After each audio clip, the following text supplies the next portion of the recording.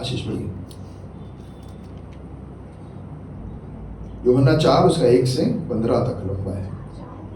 चौथा अध्याय 1 से 15। फिर जब प्रभु को मालूम हुआ कि फरीसियों ने सुना है कि यीशु यूहन्ना के अधिक चेले बनाता और उन्हें बपतिस्मा देता है, यद्यपि यीशु स्वयं नहीं वरन उसके चेले बपतिस्मा देते थे, तब वह यहूदियों को छोड़कर फिर गलील चला और उसको सामरिया से होकर जाना अवश्य था।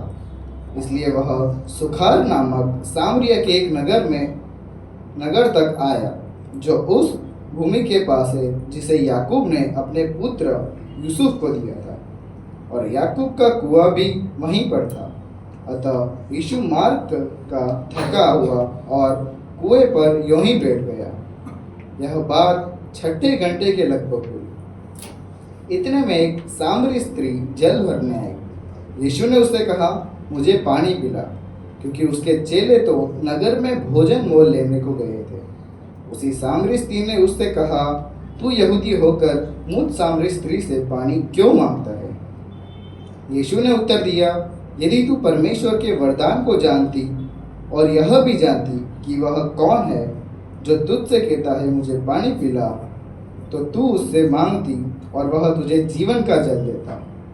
स्त्री ने उससे कहा, हे प्रभु, तेरे पास जल भरने को तो कुछ है भी नहीं और कुआं गहरा है, तो वह जीवन का जल तेरे पास कहाँ से आया? क्या तू हमारे पिता याकूब से बड़ा है, जिसने हमें यह कुआं दिया और आप ही अपनी संतान और अपने पशुओं समेत इसमें से पिया? यीशु ने उसको उत्तर दिया, जो कोई यह जल पिएगा वह फिर कभी प्यासा होगा, परंतु जो कोई उस जल में से पिएगा जो मैं दूंगा, वह फिर अनंत काल तक प्यासा न होगा, परंतु जो जल मैं तुम्हें दूंगा वह उसमें एक सोता बन जाएगा जो अनंत जीवन के लिए उमड़ता रहेगा।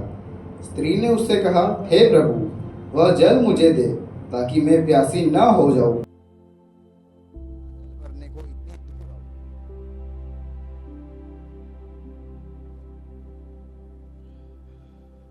विश्वास करता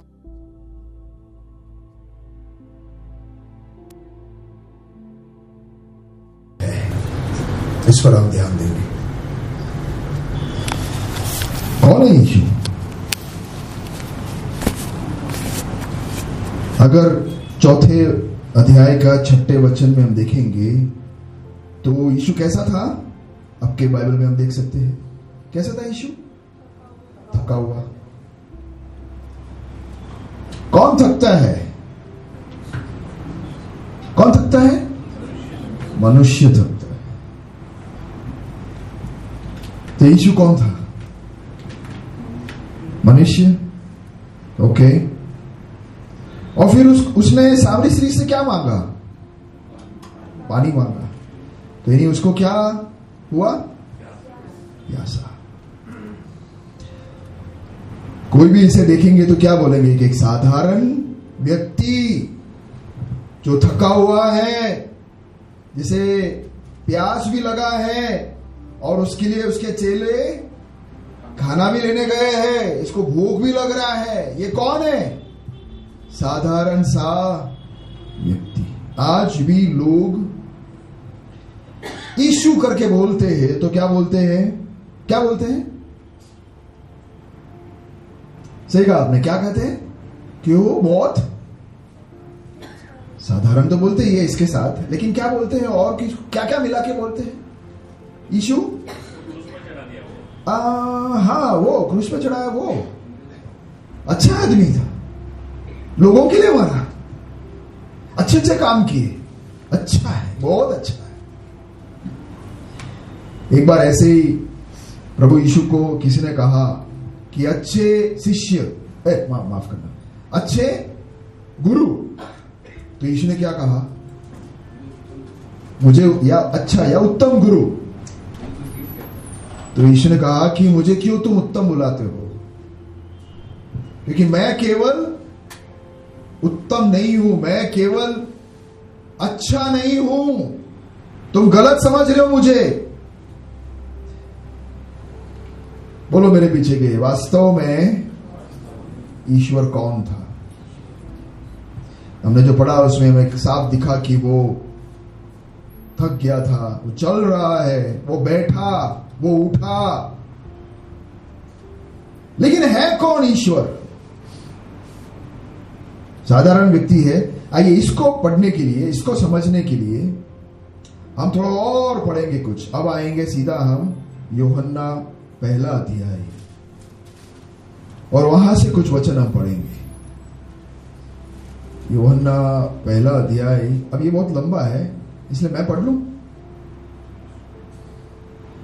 थोड़ा उसके अंदर भाव भी डालना है। ओके, तो मैं पढ़ रहा हूं यूहन्ना पहला अध्याय। मैं विश्वास करता हूं वापस, पहले हमने देखा दो चित्र को मैं दिखाना चाहता हूं आपको। बोले मेरे पीछे, दो चित्र। एक जो दुनिया देखती है और बोलती है कि यीशु अच्छा अच्छा, बोलो ऐसे करो सब।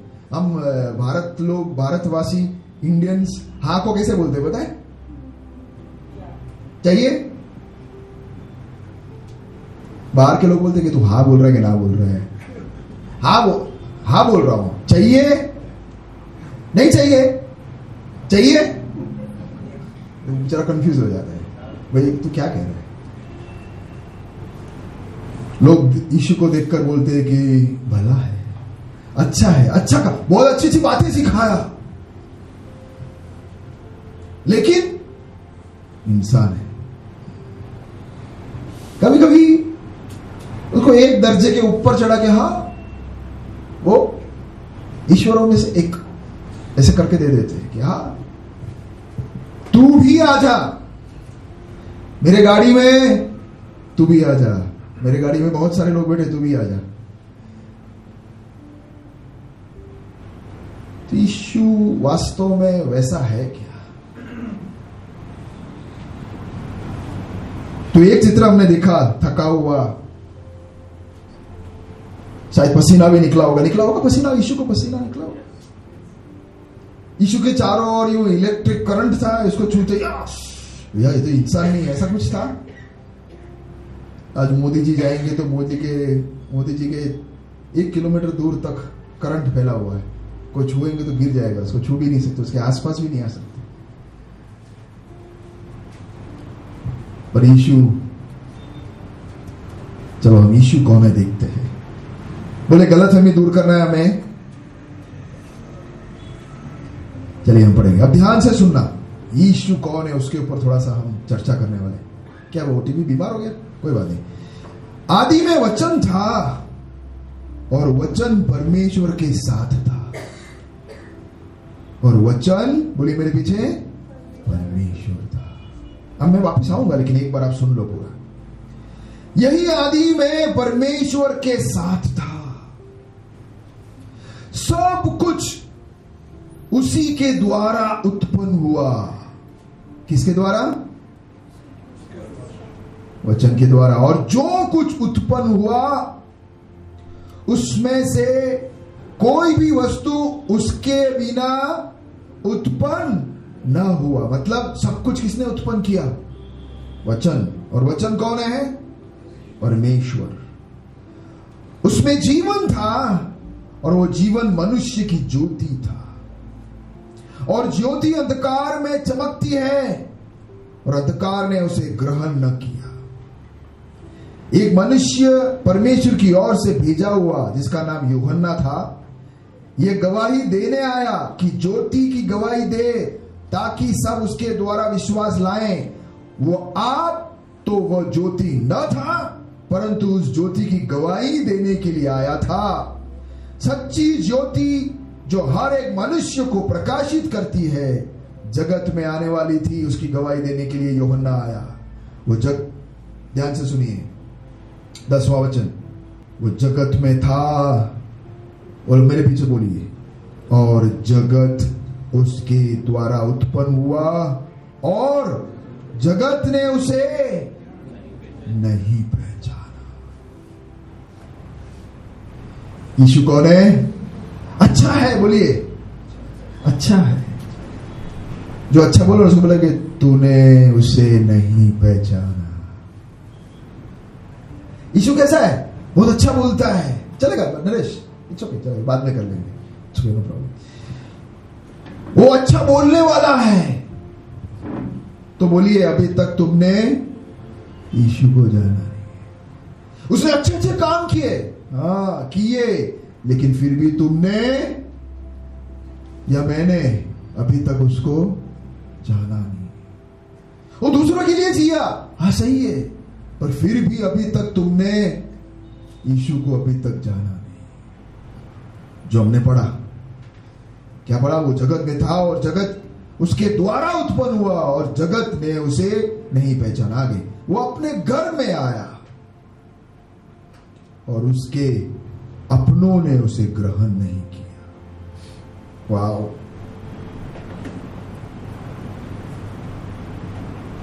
थोड़ी देर अब मैं रुकना चाहता हूं, ऐसे तो बोलना चाहता था आगे, धीरे धीरे आगे जाएंगे।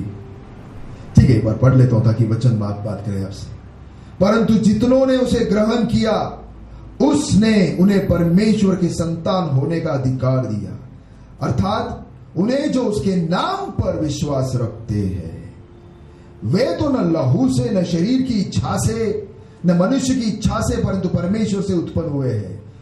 अब ये एक और ध्यान देने वाला वचन, हमने पहले क्या पढ़ा कि आदि में वचन था, वचन परमेश्वर के साथ था और वचन ही परमेश्वर था। और 14 वचन में क्या लिखा है?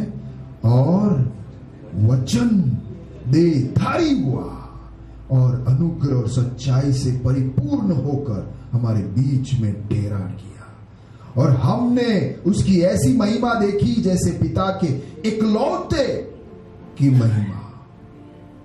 यूहन्ना ने उसके विषय में गवाही दी और पुकार कर कहा, ये वही है जिसका मैंने वर्णन किया कि जो मेरे बाद आ रहा है वो मुझसे बढ़कर है, क्योंकि वो मुझसे पहले था।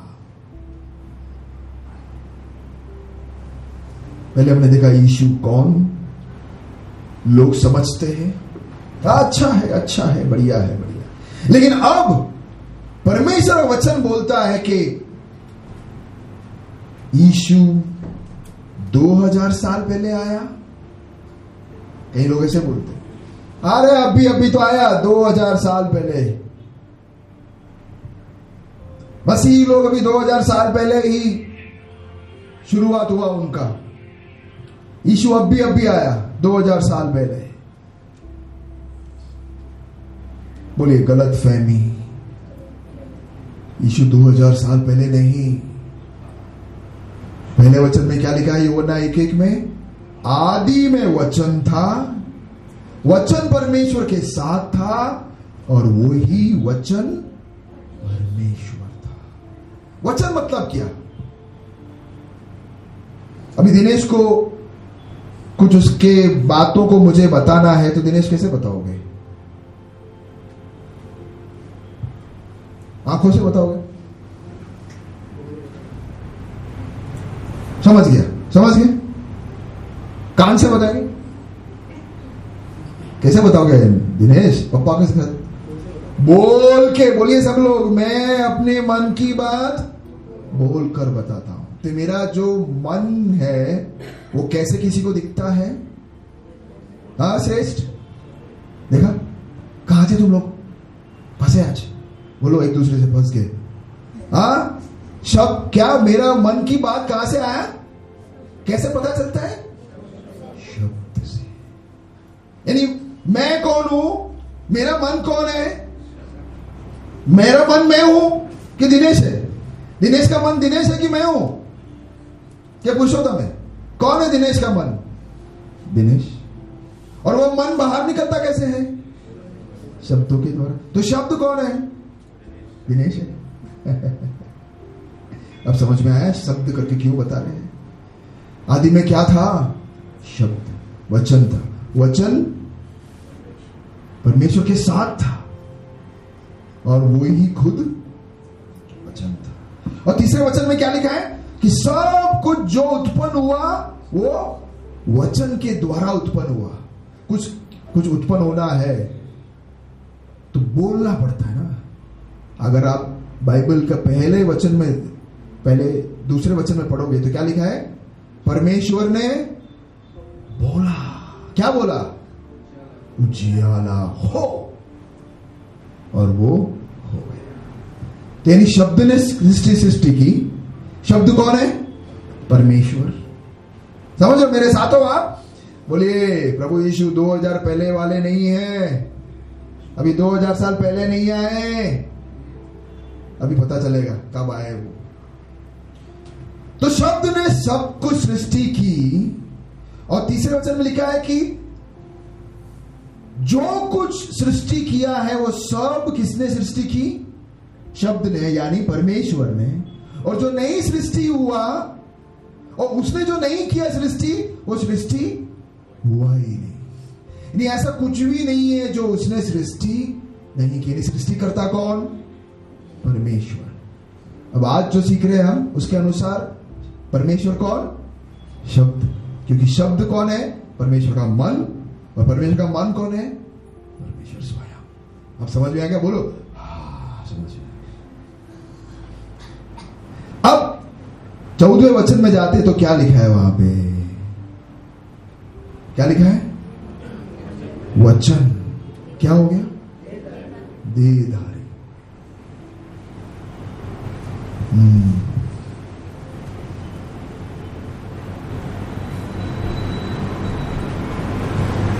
वचन देहधारी हुआ। सवाल अपने से पूछो या बाजू वाले से, बाजू वाले को से पूछना, क्योंकि वो सो जाता है। बोलो यार तू सोता क्यों है? तो सोने के लिए इधर आया क्या? ध्यान दे। तो पूछो यीशु मनुष्य बना क्यों? पूछो। वचन देहधारी हुआ, देह धारण किया, देह मेरे जैसा देह धारण किया। वाव, यही अद्भुत बात है। इसमें यानी हम रुक सकते हैं, इससे आगे हम जा ही नहीं सकते, क्योंकि समझ में नहीं आ रहा कि ये कैसा हुआ, कैसा हुआ ये। बोलिए सब लोग इम्पॉसिबल। तुम्हारा इम्पॉसिबल सुनकर ऐसा लगता है कि ये पॉसिबल था। ठीक है, तो तुम लोग के हाथ में मोबाइल है ना, मोबाइल बन के दिखाओ। चलो चलो बनो।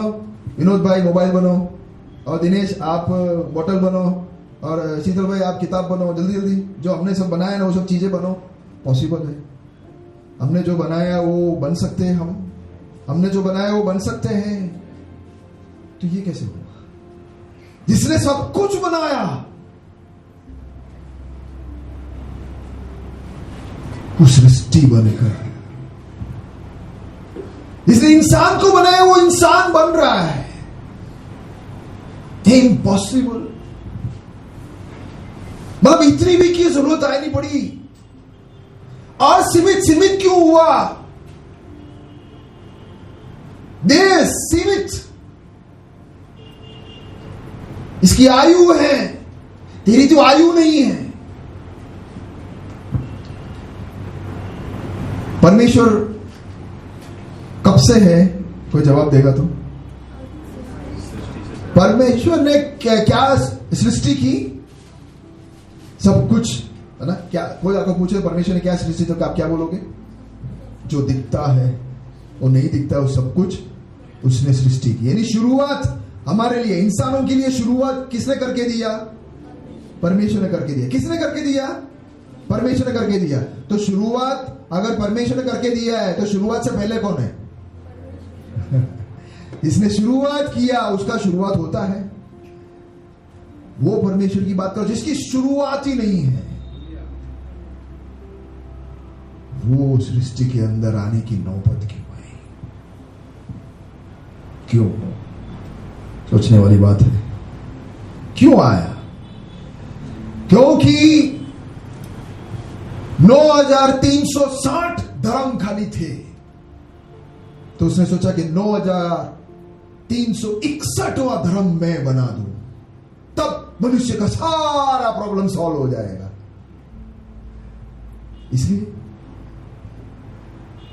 एक और धर्म बनाने के लिए आया वो।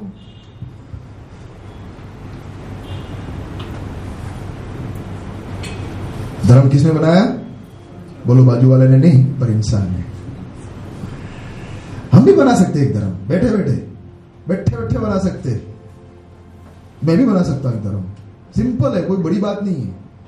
थोड़ा अच्छा अच्छा बोलना सीखो, थोड़ा यूं हाथ रखो, थोड़ा जादू सीख लो, या फिर कुछ खतरनाक बोलो, लोग यूं भ्रम में आने चाहिए ऐसे, और सख्त काम करो, और पीछे से जो हो रहा है वो सब जाने दो, खाली आगे से सब मस्त दिखना चाहिए, तो तुम एक मस्त धर्म बना सकते हो। आज ही आज नवा नवा एकदम फ्रेश बना सकते हैं। तो ये मनुष्य इस सब में उस्ताद है, लेकिन परमेश्वर को इसकी जरूरत नहीं है। परमेश्वर धर्म बनाने, बोलिए धर्म बनाने, कोई भी धर्म बनाने, क्योंकि धर्म से कोई, अभी थोड़ी देर पहले हमने शीतल भाई का एक पिक्चर देखा था ना, एक पिक्चर दिखाया था उन्होंने, वो क्या खड़ा था वो बेचारा, इतना बड़ा भार में वो दबकर खड़ा था, है ना। धर्म का काम यही है, तुम ये करो नहीं तो ये हो जाएगा, है ना, डरा रहे, ये पैसा दो नहीं तो शादी नहीं होगी। तो बेचारा क्या करेगा, ले भाई ले, सब पैसा ले ले, मेरी शादी करवा। फिर बोलेगा तुम ये नहीं करोगे तो बच्चा नहीं होगा, अरे अरे भाई क्या चाहिए तू रख ले, बच्चा दे ले। फिर अलग बोलेगा आगे, यानी चलता ही रहेगा, धमकी पे धमकी आती रही है, डराते रहते, कोई भी धर्म पकड़ो, ये करो ये करो, किसी का भी नाम लेता हूं, यही होता रहता है ना, डराने का काम। परमेश्वर डराने का काम नहीं करता है। प्रभु यीशु क्यों आया, तो तुमने देखा कैसे वो बना, क्यों बना, असंभव संभव बना, क्यों। अब हम एक और चीज देखेंगे कि वो क्यों बना, क्यों बना, या मत बना नहीं, क्यों वो आया। बोले मेरे पीछे, क्यों आया यीशु, तो क्यों आया, क्यों आया, मनुष्य क्यों बना, क्या जरूरत थी ईश्वर को सृष्टि में आने की जरूरत क्यों पड़ी।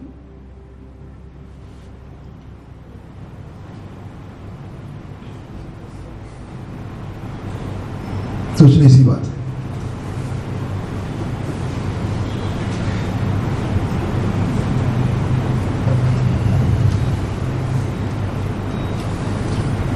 देखेंगे अब उधर, लेकिन 14वें वचन में वापस जाएंगे। वचन देहधारी हुआ और अनुग्रह और सच्चाई से परिपूर्ण होकर हमारे बीच में डेरा किया, और हमने उसकी ऐसी महिमा देखी। क्या लिखा है आखिर में, बोलिए मेरे पीछे, जैसे पिता के इकलौते महिमा की। वाह, परमेश्वर ने किसी ने परमेश्वर को देखा है, देख नहीं सकते। इलेक्ट्रिसिटी को देखा है किसी ने, कितने लोगों ने इलेक्ट्रिसिटी को देखा है, पावर देखा है, नहीं देखा है, नहीं देखा है तो फिर वो जो खड्डा है ना उसके अंदर हाथ डालो, नहीं देखा है तो डाल सकते हैं, क्यों उसके अंदर क्या है, पावर है। तो तुमने देखा है क्या, देखा तो नहीं, तो डालो ना हाथ, तब पता चलेगा है कि नहीं। लोग बोलते कहाँ है इशू, कहाँ है इशू, कहाँ है इशू श्रेष्ठ। अच्छा तो चिंता नहीं है, वो उधर बैठो, उधर ही बैठे रहना, हिलना नहीं, हमको जो करना है करने दो, हम कुछ भी करेंगे, वो उधर से हिलना नहीं, है ना। तो अब बोलो कहाँ है, उधर ही है, तो उधर ही बैठ, हम कुछ भी करेंगे, चलेगा, उसको दिखेगा भी नहीं, वो कुछ करेगा भी नहीं। कहाँ है वो अरुण, अरुण बोले कहाँ फंस गए बेचारे बच्चे। कोई बात नहीं, आप जो भी जवाब दोगे तो वैसे ही हम भी मजाक करेंगे, ओके, मजाक में आप जवाब दो, हम भी मजाक में जवाब दे देंगे, ऐसे टेंशन नहीं लेने का, कोई कुछ नहीं होगा, जवाब दो। चलो हमारे बीच में है, हमारे साथ है, वो देख रहा है हम क्या कर रहे हैं। ओके, यहां हमने देखा इलेक्ट्रिसिटी, पावर हमको दिख नहीं रहा है, लेकिन कैसा दिखता है, हमें पता कैसे चलता है कि पावर है। उससे पता चलता है कि पावर है। हम में से कोई बैठकर बोलता है यहाँ पे कि पावर नहीं है ना, पावर है। तो इलेक्ट्रिसिटी समझने के लिए ये सब चल रहा है, उसी तरह परमेश्वर को समझने के लिए कौन आया, प्रभु यीशु आए। बोलिए, परमेश्वर को देखने के लिए यीशु आया, नहीं तो हमको दिखता ही नहीं था, हम मरते जा रहे थे, करंट लग रहा था हमें, और पता नहीं कि ये क्यों करंट क्यों लगता है, अरे मर क्यों रहे हैं, अरे हम पाप क्यों कर रहे हैं,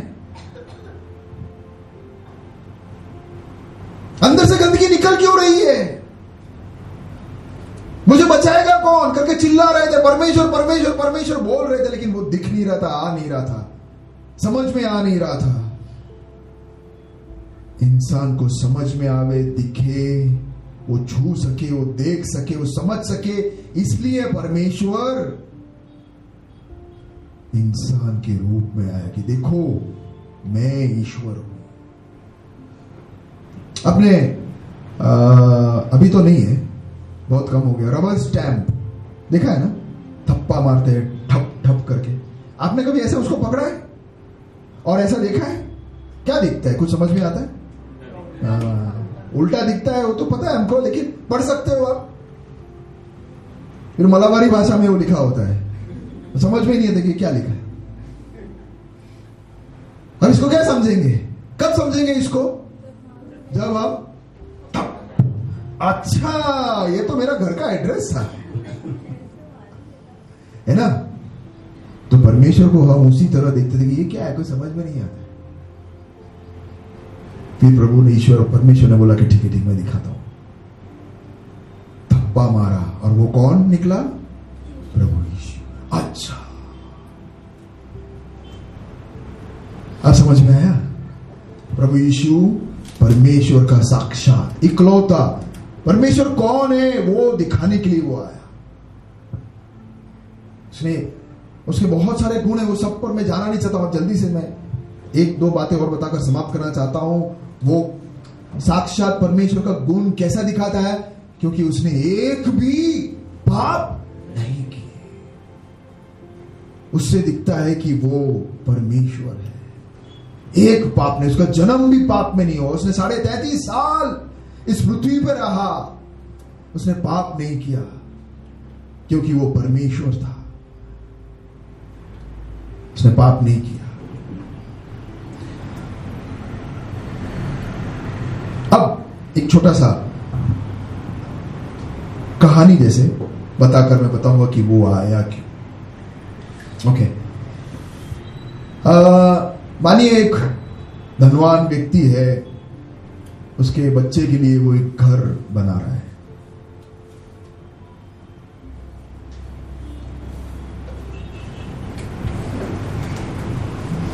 मुकेश अंबानी ने ईशा अंबानी के लिए घर बनाया, देखा आपने? किसी ने गिफ्ट में दी, दहेज में दी, देखा आपने उसका घर?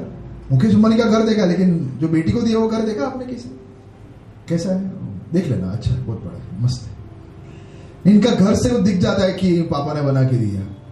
बेटी की औकात नहीं था, वैसे ही ये बच्चे का औकात नहीं है, लेकिन ये पिता ने बहुत मस्त आलीशान बना के दिया और बच्चे को दिया कि ले अब तो ये तेरा है। और बोला कि तू रह आराम से, मैं कभी कभी आता रहूंगा, घूमता रहूंगा, तू एंजॉय कर।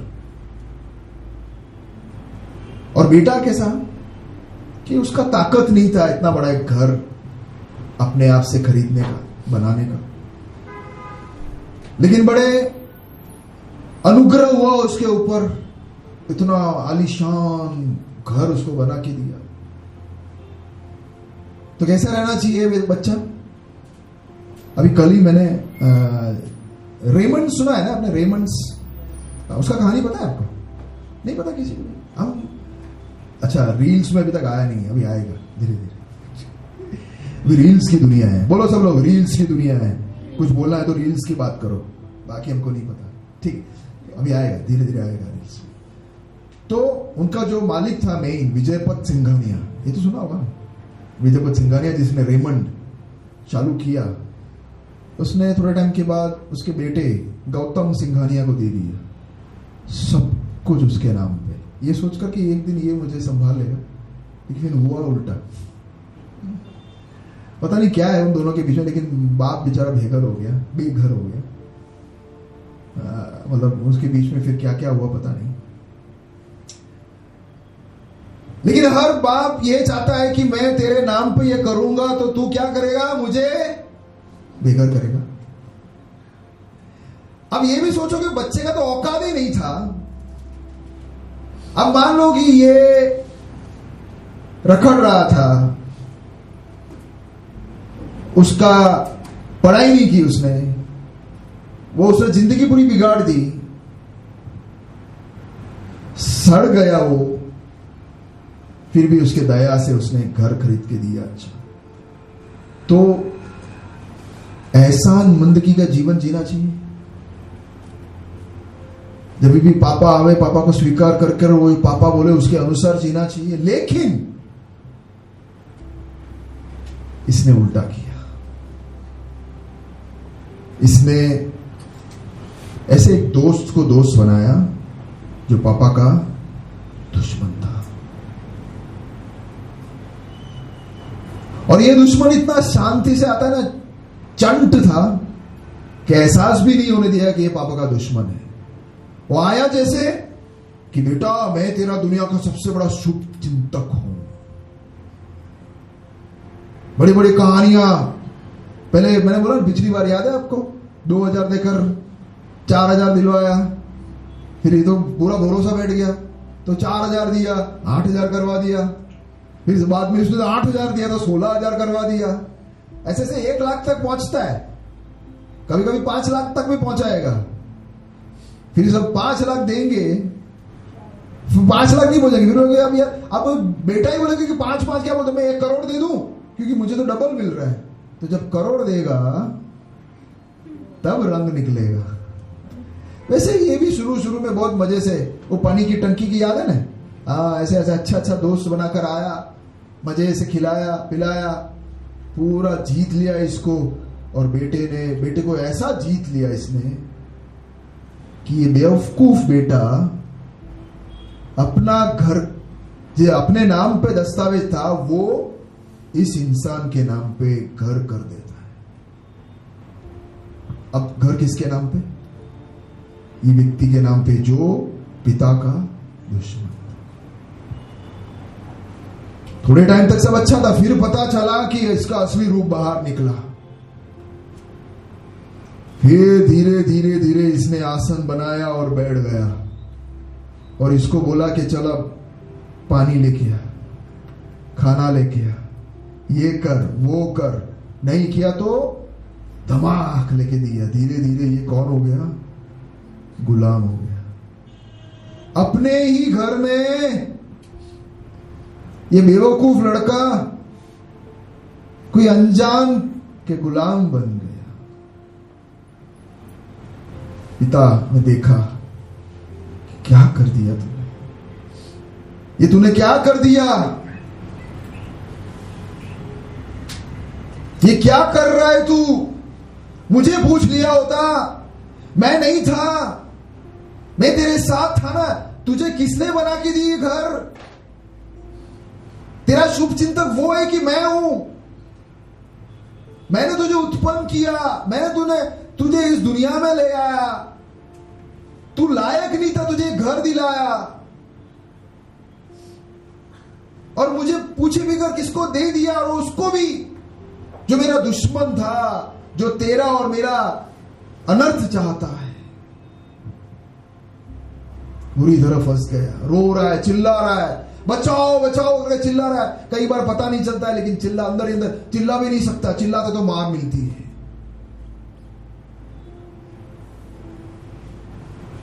किसकी कहानी बता रहा था मैं? किसकी कहानी बता रहा था? बोलो मेरी कहानी। ये मेरी कहानी थी यारो। परमेश्वर ने सुंदर सा पृथ्वी बना के इंसान को दिया।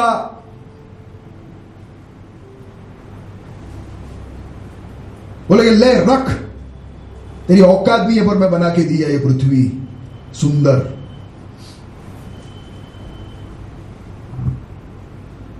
लोग जाते हैं यहां से जम्मू कश्मीर सुंदरता को देखने के लिए, स्विट्जरलैंड जाते हैं सुंदरता को देखने के लिए। अब मानो कि पूरी पृथ्वी ऐसी सुंदर थी, ये तो बिगाड़ दिया। किसने? राजू भाई, किसने बिगाड़ा? किसने बिगाड़ा पृथ्वी? अरुण बोलो मैंने। हम सब मिलकर बिगाड़ते जा रहे। लेकिन आप सोच लो कि पूरा पृथ्वी सुंदर, हमारी औकात ही नहीं, हमें ऐसे सब कर ही नहीं सकते, हम बिगाड़ ही सकते। तो ऐसा सुंदर पृथ्वी हमको दी, बाप ने हमको दी, इसे अच्छी तरह चलाने के लिए। धर्म ने आके सब बिगाड़ा। अच्छा सा क्या था? आप मुझे बताइए, मैं धर्म इसलिए बोलता हूं, आप मुझे जवाब दीजिए कि एक पिता या मां और बच्चे के बीच में क्या होता है? धर्म होता है या संबंध होता है? बस खत्म। इसलिए मैं बोल रहा हूं, अच्छा सा संबंध था पिता के साथ, वो आता था, बेटे के साथ बात करता था, इंसान के साथ बात करता था, और इंसान शैतान के जाल में आकर ये पृथ्वी शैतान को गिफ्ट कर दी, ले। और ये तो ये मौके की तलाश कर रहा था कि मुझे मिल जाए, और शैतान पृथ्वी का राज करने लगा, राजा बन गया। जहां देखो वहां पे गंदगी, इंसान गंदा सोच रहा है, गंदगी कर रहा है, बाहर अच्छा है, मैं बहुत अच्छा हूं दिखा रहे, लेकिन अंदर हम सब जानते हैं हम क्या सोचते हैं, कैसा विचार है, हम अच्छी तरह जानते हैं। अभी 5 मिनट पहले ही मैंने क्या सोचा हम जानते हैं, और वो 5 मिनट पहले वाला विचार हम सबको दिखा सकते हैं? नहीं। ऐसे गंदगी पूरी पृथ्वी में छा गया, और इंसान शैतान का गुलाम बन गया। वो जो कहता है उसके अनुसार वो जीने लगा। आइए वापस उस घर में हम आए। ये बच्चा तड़प रहा है, और ये जिसने घर हड़प लिया वो मजा कर रहा है, लेकिन एक व्यक्ति उदास बैठा है, वो वेदना से भर गया। वो कौन? व्यक्ति का पिता। ये क्या कर दिया तूने? मैंने घर दिया तुझे, इसको तूने ऐसा क्यों किया? चाहता तो वो बोलता कि जा तू नरक में, तू सड़, मैं क्यों आऊं? वो मेरे प्यारो, इंसान का बेहाल देखकर परमेश्वर भी स्वर्ग के ऊपर रहकर बोलता कि मैं क्यों आऊं? लेकिन ये पिता ने ऐसा नहीं किया। उसने बोला कि मैं ये घर दोबारा तुझे दिलाऊंगा, लेकिन दोबारा दिलाने के लिए इसको अपना सब कुछ वापस देना पड़ा। पिता को सब कुछ देकर उसने वो घर मोल कर वापस उस बेटे को दिला दिया। इंसान ने पाप किया, शैतान के गुलाम में आ गया, परमेश्वर से दूर हो गया। परमेश्वर ने देखा कि अब इसे बचाने का एक ही इलाज है, मुझे इसके पाप की सजा भुगतनी पड़ेगी। यारो, इंसान ने पाप किया, इंसान को पाप की सजा भुगतनी थी। इंसान के जगह में कोई जानवर नहीं जा सकता था, कोई वस्तु नहीं जा सकती थी, कोई पेड़ नहीं जा सकता था, ईश्वर भी नहीं जा सकता था। सुना आपने मैंने क्या कहा? बोलिए मेरे पीछे। इंसान ने पाप किया, उसके पीछे न जानवर, न चीज वस्तु, न पेड़, और बोलिए मेरे पीछे न ईश्वर भी आ सकता था। इसलिए ईश्वर मनुष्य बना। बोलिए मेरे पीछे, इसलिए ईश्वर मनुष्य बना, क्योंकि मनुष्य ने पाप किया, मनुष्य के पाप को भुगतना था, पाप की सजा लेनी थी। तो इसलिए परमेश्वर मनुष्य बनकर आया, एक ही वजह से, मेरे और आपके पाप उठाने के लिए।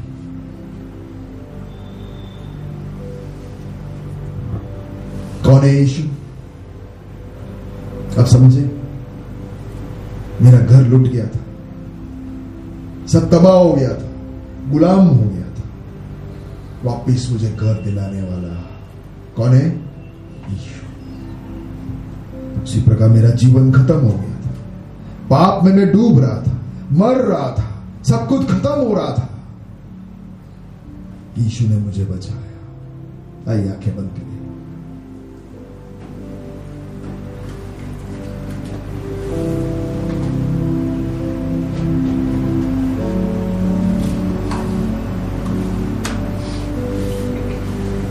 जो बातें हमने सोची उसके ऊपर अपने आप को हम सौंप दें।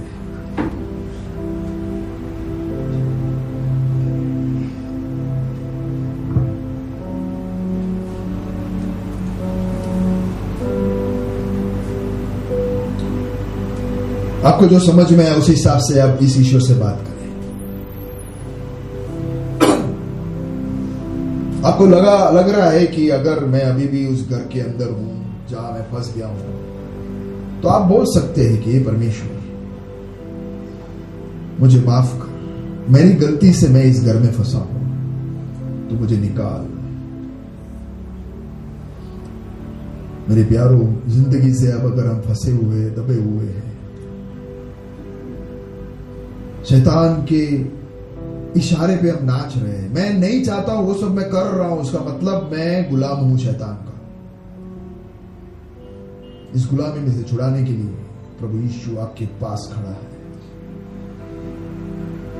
इतना आसान नहीं था, उसने अपना जान देकर बचाया है। अपने आप को हम सौंपे और कहे कि प्रभु तू मुझे बचा।